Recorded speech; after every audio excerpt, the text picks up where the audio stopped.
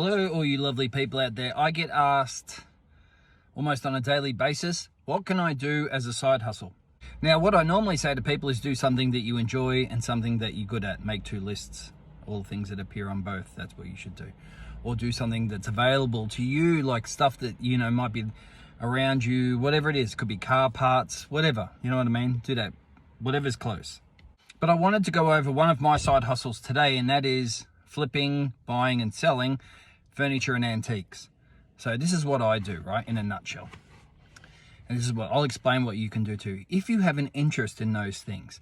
Now, I say if you have an interest in them because you generally have to have an interest because you've got to research and have a bit of a knowledge about jewelry, coins, antiques, all that kind of stuff, all right? You've got to kind of have a basic knowledge of it. It helps if you do.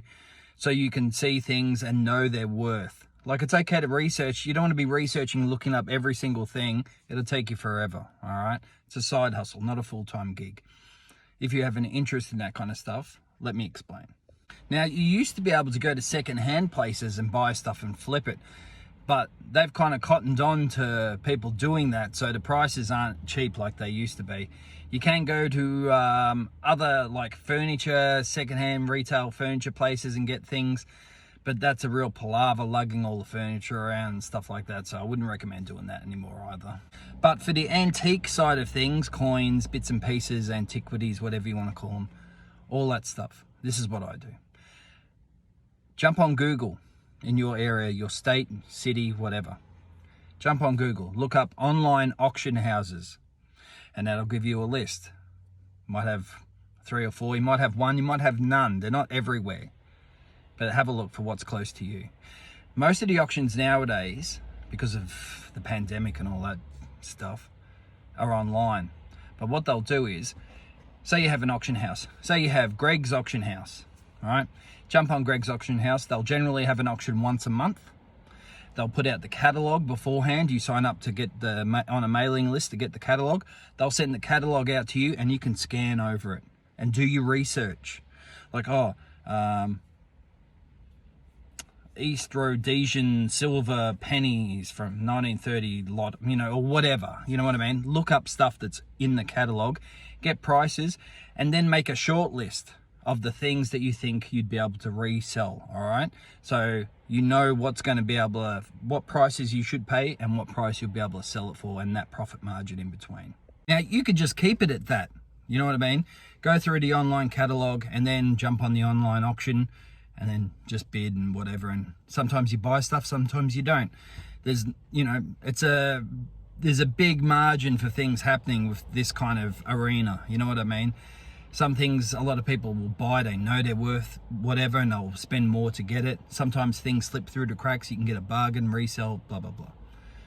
What you can also do is usually a couple of days before the online sale, if they have a physical shop, the auction house, they will have an open day, so to speak, for 2 days usually, where you can go in and look at stuff that they're selling, physically look at it, so you can suss it out, hold it, look for, marks, damage, anything like that. You know what I mean? You can physically suss it out and take photos while you're there.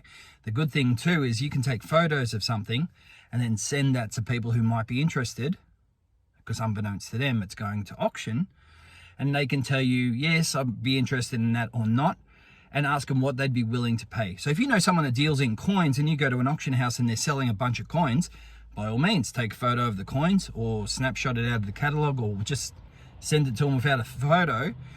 I've got these might be coming up available to me. Would you be interested? Yes. How much would you pay for them?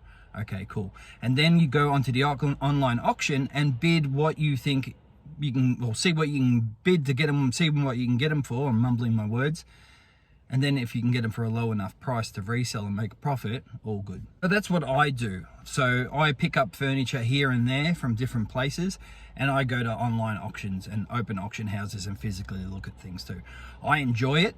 So the resale thing is a bonus almost, because I just enjoy stuff. I like collecting stuff and holding on to it and selling it at a future date, etc. But that's just one of the things I do. So if you have a general interest in antiques, collectibles, coins, furniture, like you'll find all kinds of stuff, swords, lamps, model boats, all that stuff, like all just old school antique stuff. Online auction houses, online auction houses, jump on, have a look, and just kind of go through what I've done. Just suss it out over time, all right? But definitely do your research. And if you can get someone who'll pay a certain amount first, sweet. And then see if you can buy. You might not be able to buy it at auction for enough to make a profit, you know what I mean? And it's not worth it. So rein yourself in sometimes too. I reckon most of the times, I reckon 1 in every 3 auctions I bid on stuff. Sometimes there's nothing there. Sometimes, you know, it's just, I just think, oh, I'm just not going to be able to sell any of this stuff to make a profit. You know what I mean? So do your research and don't be like stressed to buy stuff. Oh, I've got to buy stuff now. I'm here or I'm online. The whole thing is to make money. If you're not going to make money, don't worry about it. All right? Okay. So that was a very long-winded way of me explaining one of the side hustles that I have, which is selling that kind of stuff. Any questions, please ask me anytime. Jump on here, message me, all good.